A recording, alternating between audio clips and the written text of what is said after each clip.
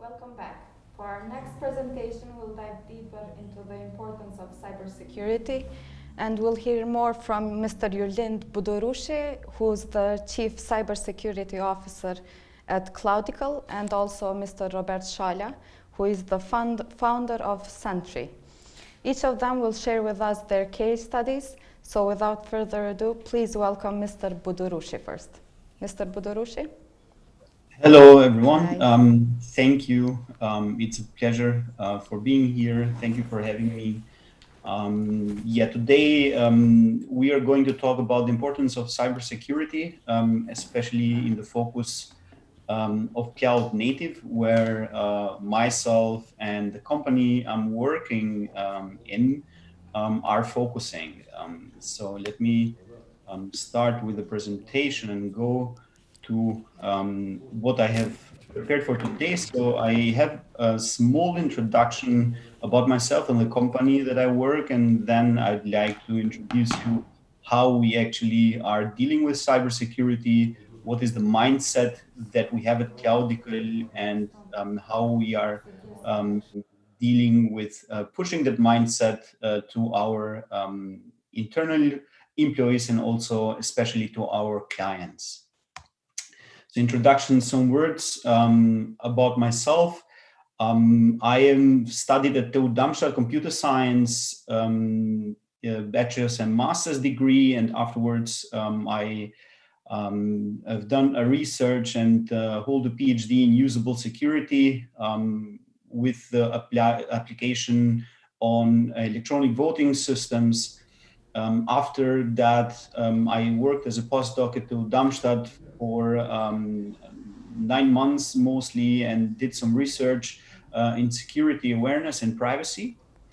After TU Darmstadt, I joined the industry at the company Deutsche Telekom Consulting, where I worked as a consultant for different projects as a cybersecurity consultant, especially in the areas of healthcare, space, telecommunication, industry, etc.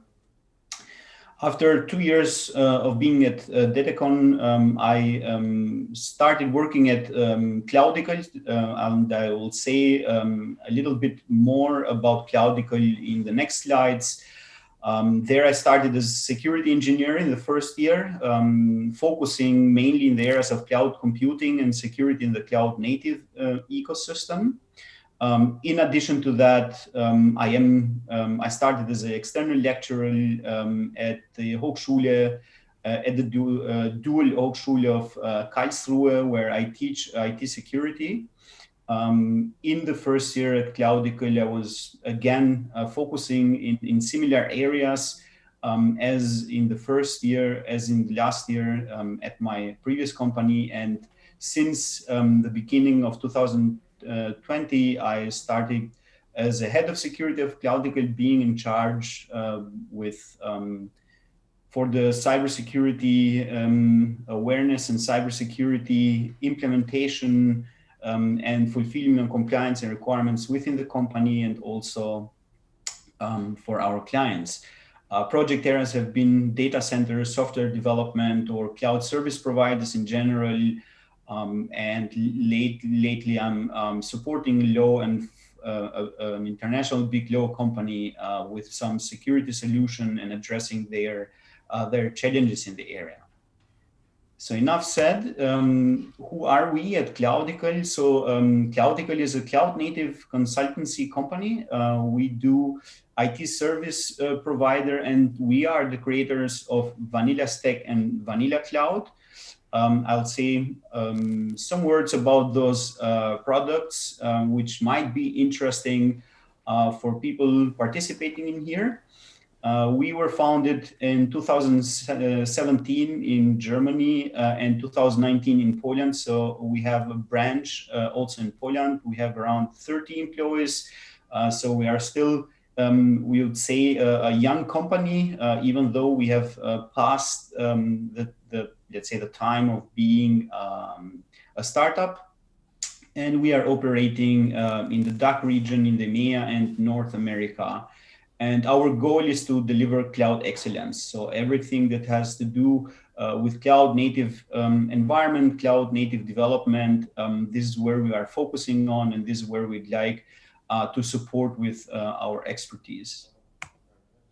So what are vanilla cloud and vanilla stack? So I'll start with vanilla stack, as historically this is the first product that we have brought into the market.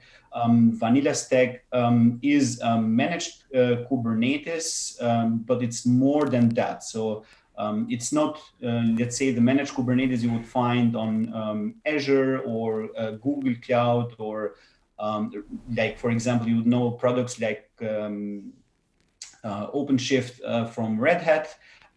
And we call it vanilla stack because we are just using the open source, the vanilla version of Kubernetes, and using that as our, as we like to call it, and as it is developing, the new operating system of the clouds. Below you see what is the, let's say, kind of architecture of vanilla stack. So we have integrated a different tool, so you would even have the possibility to use OpenStack if you'd like to use virtual machines and are not very familiar for the moment with containers or containerized applications, and also Cloud Foundry to support the developers in there. And it has been all integrated, especially also with storage, where we use Rook as a technology.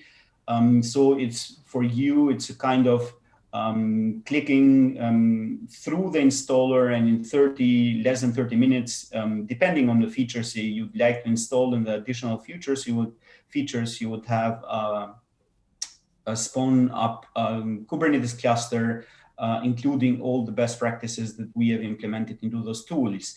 The difference with other tools is that, as I said, you will have the freedom to install it everywhere. You can install it on bare metal, on public or on private clouds, and you are not locked in any vendor, let's say, tools that you need to install, or you are not limited in the options that you have.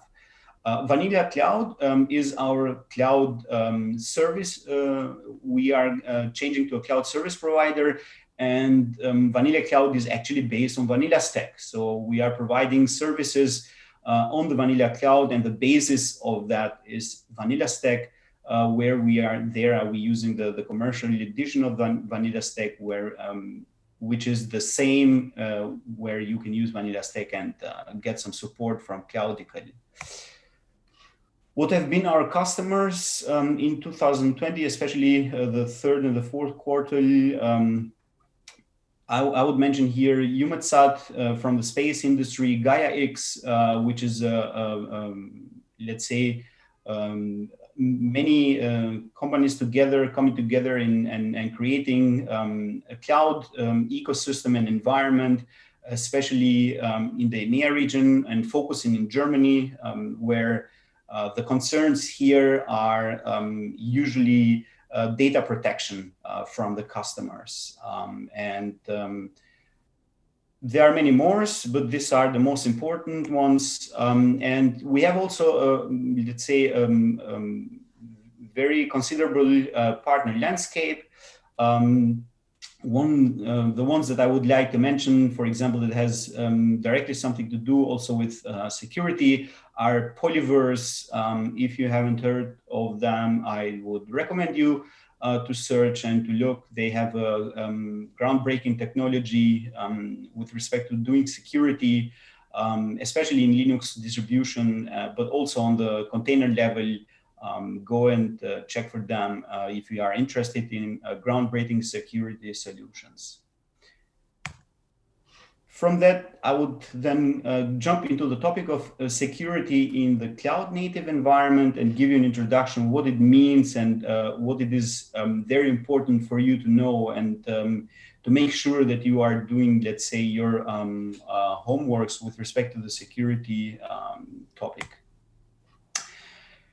Well, reading that prediction, you would be very concerned, I say, because as Gartner is kind of saying that through 2025, 99% of security cloud failures will be the customer's fault. And this is very concerning, especially for everyone, also for us, that we are providing support to different clients in cloud environments, and also for the customers.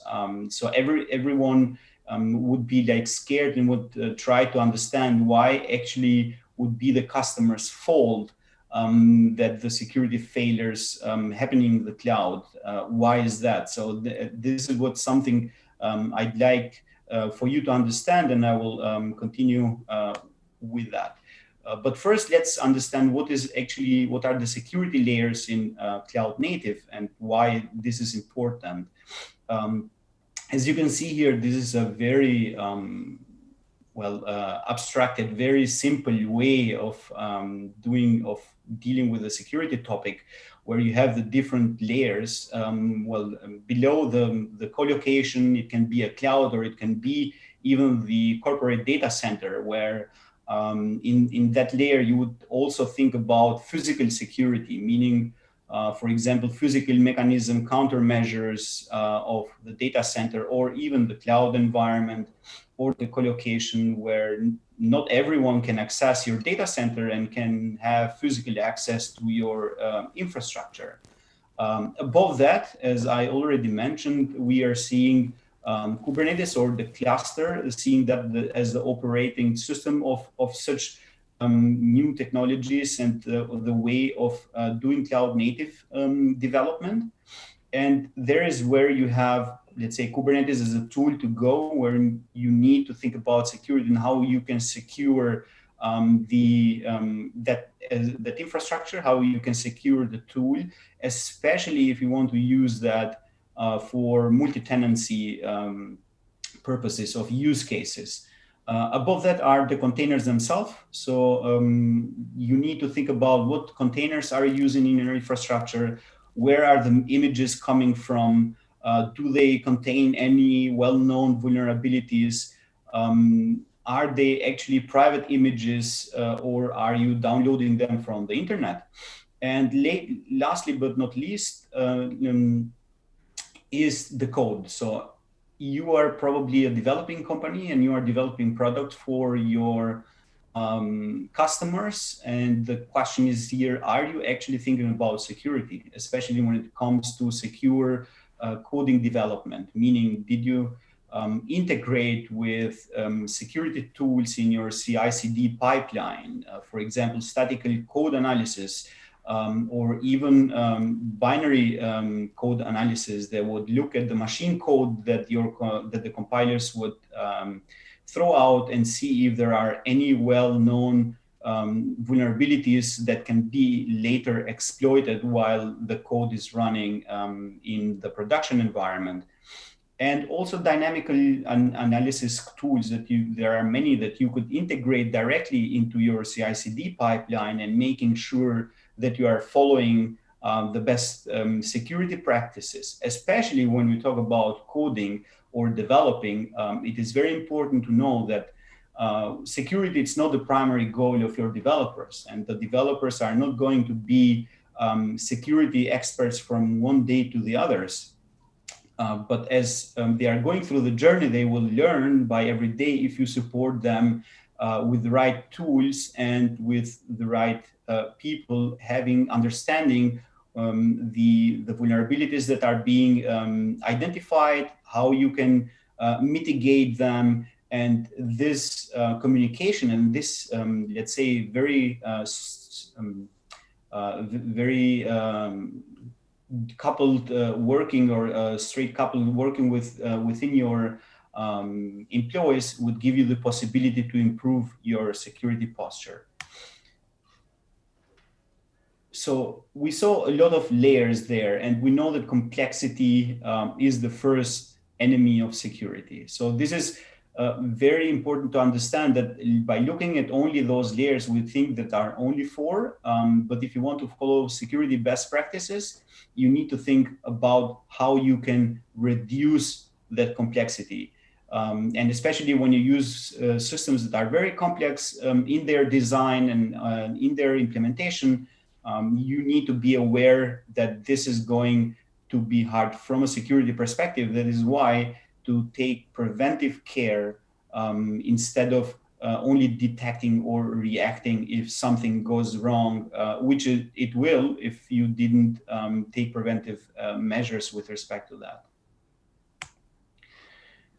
This is the slide where I wanted to go and to give you the answer of why Gartner is stating that 99% of the security failures would be the customer's fault, is because you need to think about your responsibilities. So when we talk about cloud native environments and cloud computing, the responsibilities, they change, and they have they do have a different way. So meaning, if you are running your private cloud in your data center, or you are co-locating in, let's say, a commercial data center, you need to think about also the security, the physical security of your cloud environment.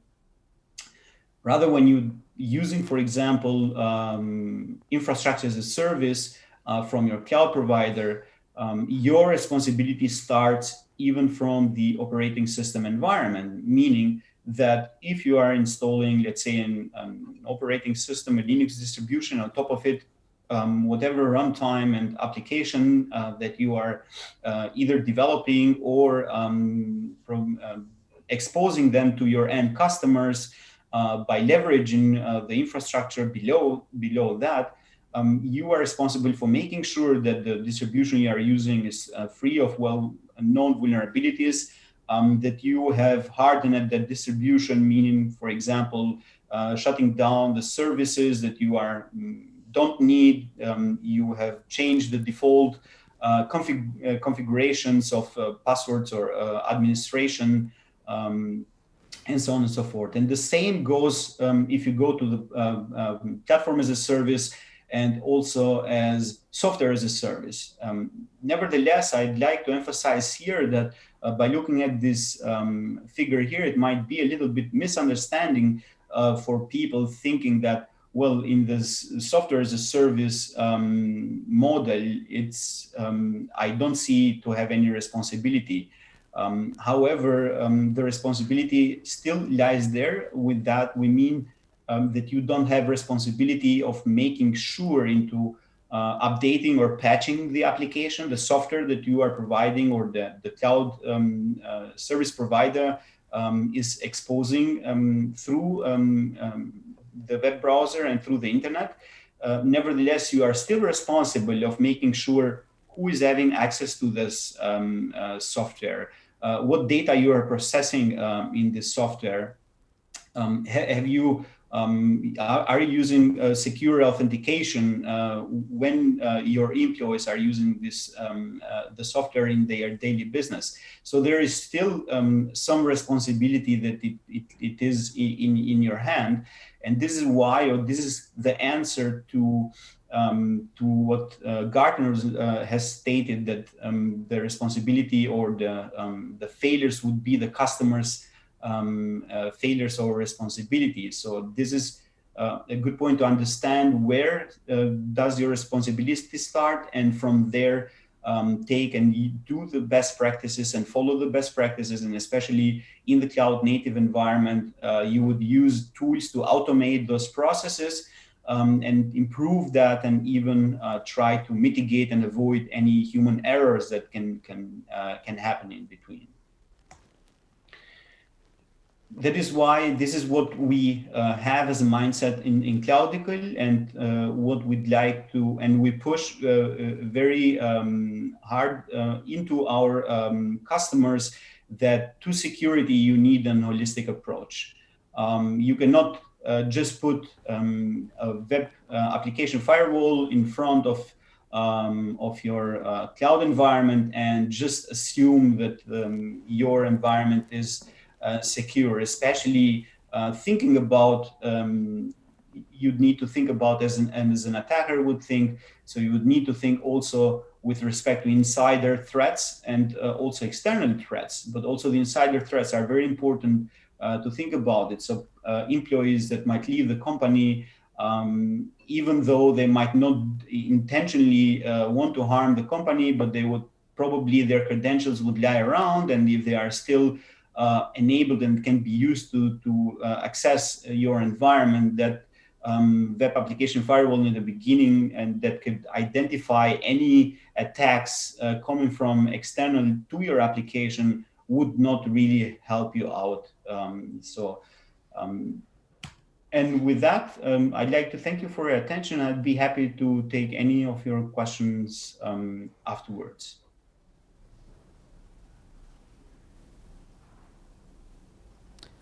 Hello, Jurlind. Hello. I'm glad you can hear me. Thank you for your presentation. It was very nice, excellent. I think I wish you a lot of success at Cloudical.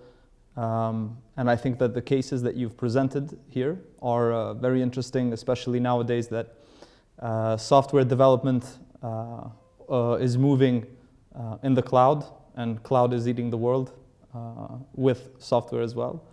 So I think I would like to bring a use case to life with you, and maybe together we can start a discussion around this and try to further elaborate some use cases for security, and maybe give some advice and tips to aspiring developers, software companies, and people that are following this discussion. Would that be okay with you? Yes. Excellent. Thank you. Excellent. Okay. Stop sharing. I'm sorry? I'm stopping to share so that you can maybe share your slide. I don't have any slides to share, so with you, we're going to have a nice dynamic discussion together going on. Think of it like a podcast. Okay, so my question would be, as a security expert for you, what do you think, where is the most common pitfall that companies have when they are moving to the cloud, the biggest security pitfall that you've seen in your experience? The biggest security pitfall is the one that I was mentioning in my presentation, which is the understanding of the different models of responsibility. And this, of course, it implies and it opens the doors for misconfigurations, and which is one of the biggest threat, especially in the latest being in the cloud environment. So this is why I've chosen that as exactly as a topic, to make that emphasizing it, that you need to understand your responsibilities, and from there starting to analyze what is your security posture with respect, starting with your processes, your business processes, and from there taking what do you want to secure, against whom do you want to secure, and what are the controls that will effectively secure those processes, and so on and so forth. That's a valid point. You know, at Sentry, we are a penetration testing company, and we specialize in testing security products. And nowadays, most products that we're testing are actually in the cloud. They are either on Amazon, Google, or products such as yours. And I will have to say that it is almost, not almost, it was never the case that the cloud provider had a security issue on their end that was the culprit of a massive security hole in the applications that we have tested. 99% of the cases, it was, as you said, it was definitely a DevOps, a vulnerability that was introduced as part of the DevOps process, or the management of the infrastructure, or the code itself. So the vulnerabilities are introduced as, I will say, human errors. Of course, all vulnerabilities are probably human errors, but they are not introduced by the cloud providers. So I think this is, in general, my understanding as well.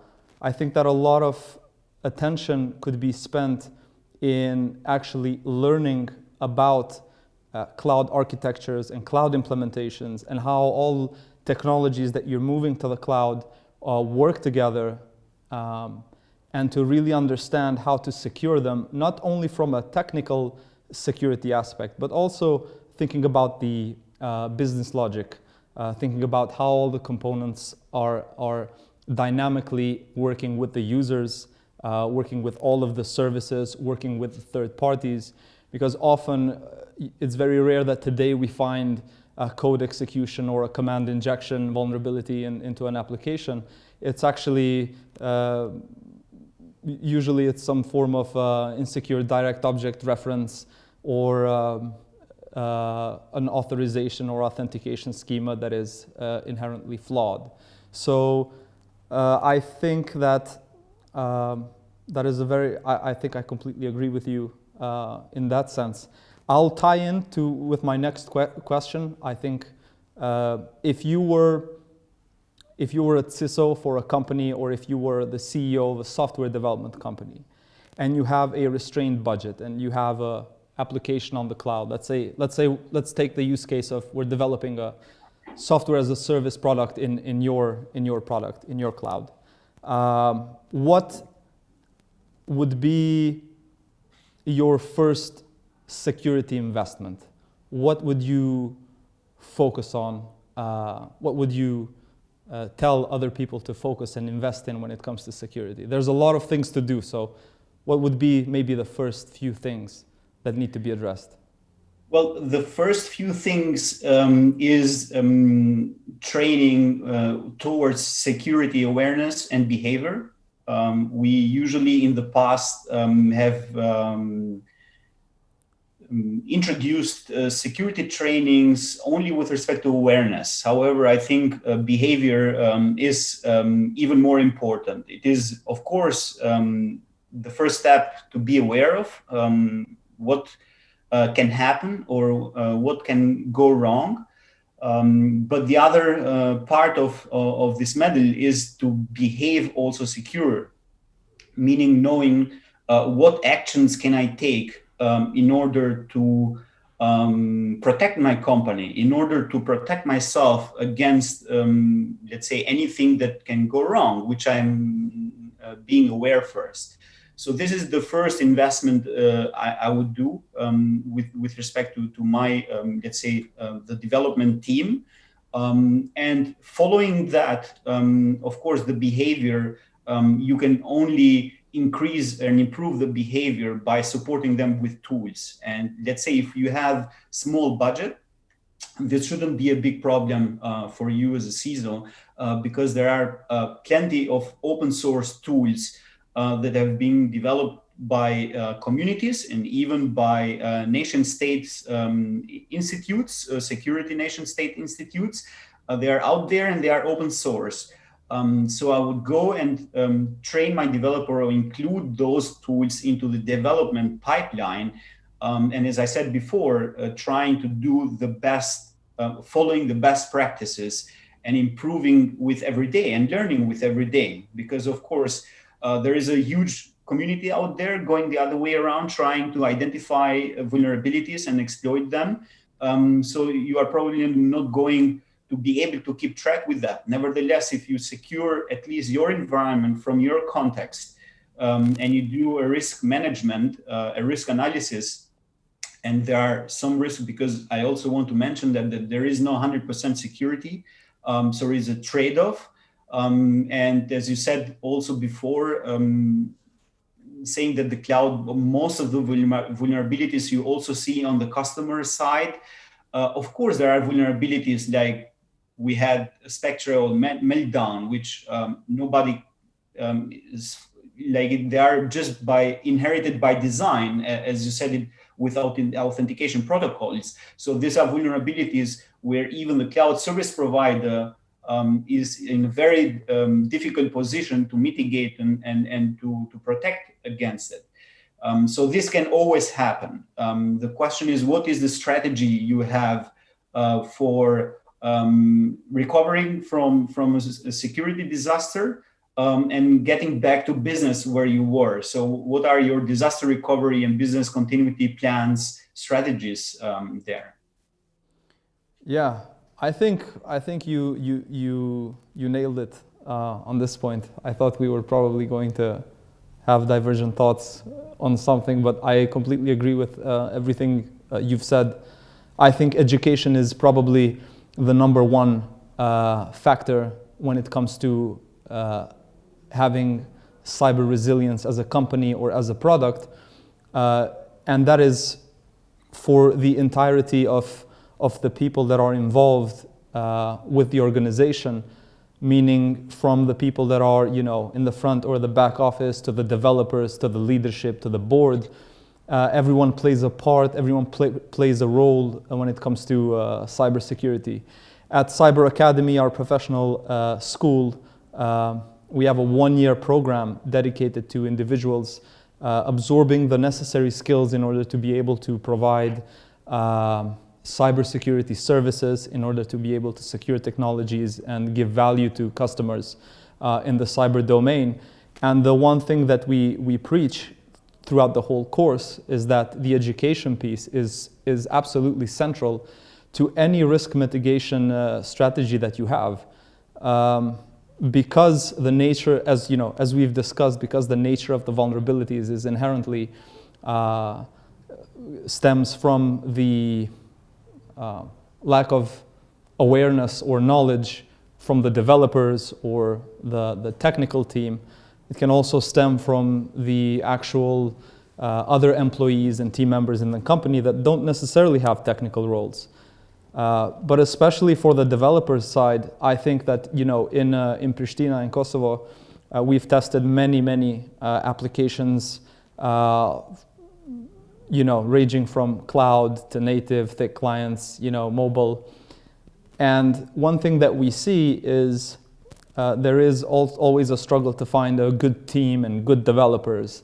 But there's a general lack of cybersecurity education in the formal institutions of our academia, but also a general lack of cybersecurity programs in the training space, for example, for development or, you know, or cloud training.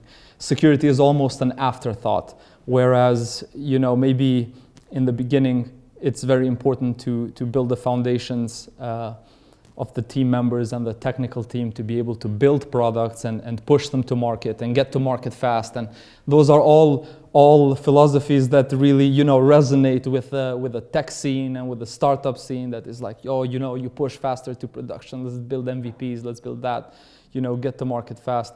But with that comes, you know, security as an afterthought. And unfortunately, there are many companies today that have forgotten about security or have left it behind, and you leave it, you know, behind long enough and it comes to bite you back in the end. I will also add that a lot of companies, you know, depending on what market you are operating in and depending if that market is regulated or not, a lot of companies do very little security testing throughout the software development life cycle. It is a common knowledge that the earlier that you identify and fix security vulnerabilities, the less you will have to pay for that in terms of costs. But there is a general lack of culture or maturity to introduce testing in different phases of the software development lifecycle. And because of this, many companies that are exporting from Kosovo, for example, will find challenges in the future when they are trying to export to maybe Germany or the United States. If they're building products for regulated markets, you know, security is definitely not an afterthought. And the security testing aspect of it is definitely looked at from a policy perspective, whether you've done and you have the right papers, but also usually your clients will test your application whether you like it or not.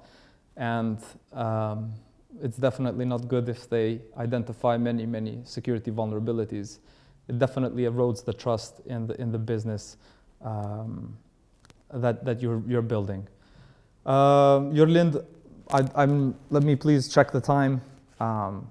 I think we have 5 more minutes. I would leave it to you if you have any closing remarks that you would like to add. Maybe just go with kind of take it to the point where you left it, because I don't want us to sound discouraging for the young developers and the community that is growing, especially in Pristina, in Kosovo, or even in Albania, the country I'm originally from. So that shouldn't seem discouraging. So it shouldn't seem like a threat, but rather we should take the opportunity and learn from others and make those methodologies, techniques, and tools also available to this growing market, also in the country. So I think. This, as I said, this shouldn't sound discouraging. It should just point to something that it needs to be improved, and it can be improved very fast in a sense that there are many educational institutions, there are many sites providing education also for free that you can follow, or for getting to learn a little bit more about security in general.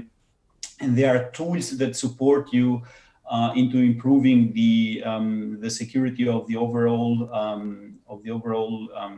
let's say infrastructure or application or whatever the business that you are trying to build.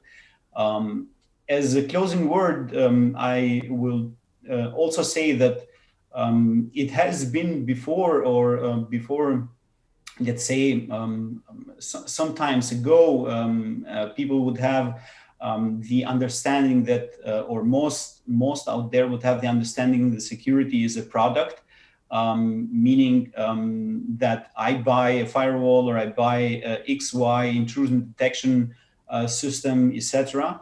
But security, it's not a product. It's a process which goes continuously at the same line as other processes in your company. And to do it right, you need to think of it as a multi-dimensional process where you have different dimensions. And with that, I mean, you have, you just mentioned it, the humans that are using that technology and interacting with that and with each other. You have the technology itself, and you have the environment. So these are the different dimensions. And you have different layers. So if you want to do security as a process, you need to involve all the different layers, starting maybe from the infrastructure, from the physical access to your data center, up to the access to your application, and securing that by using, let's say, secure, well-known and secure protocols. That are secured, at least for the moment when you are using and implementing those and integrating to those. So this is what I would like to say. And I also would close with the word then doing the difference between having this testing, or the difference between penetration and vulnerability testing. It's very important to understand, meaning that some of the people have the wrong understanding that when I do vulnerability testing, or when I do some, let's say, network testing and so on and so forth, or hardening testing, then I should be secure, and my infrastructure should be secure. In addition, penetration testing, it looks to that environment from different perspectives, meaning that it doesn't look only into one vulnerability, but it looks into how you can combine different identified vulnerabilities that by their own might not seem very risky, or you might have categorized as not risky, so you are not dealing with them. Nevertheless, their combination might be very risky to your company. So with that, I would hand over to you, and let's see if we have any questions or. Yeah, I'll before I hand it over to Vesa, thank you very much for all the developers that are listening to this talk. Some interesting resources you can turn to is the OWASP. You can read a lot about web security there. They also have the MAASVS for mobile and API security. They are open resources. You can go check them out. Also check out Cloudical. Very, very interesting product with a very interesting approach to cybersecurity. Okay. If you don't have anything to add, thank you so much, Mr. Budurushi and Mr. Shala. We'll be back in 45 minutes with capital T. We'll be discussing the impacts and the future of Spotify in Kosovo. Till then, have a good day.